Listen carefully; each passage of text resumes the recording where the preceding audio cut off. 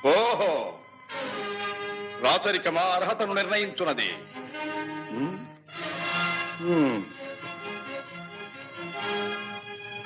ఐరవ సామ్రాజ్యములో సస్యశ్యామలమై సంపద విరామమై వెలుగొందు అంగరాజ్యములకిప్పుడే ఈతని మూర్ధాభిషిక్తిని గావించుతున్నాను.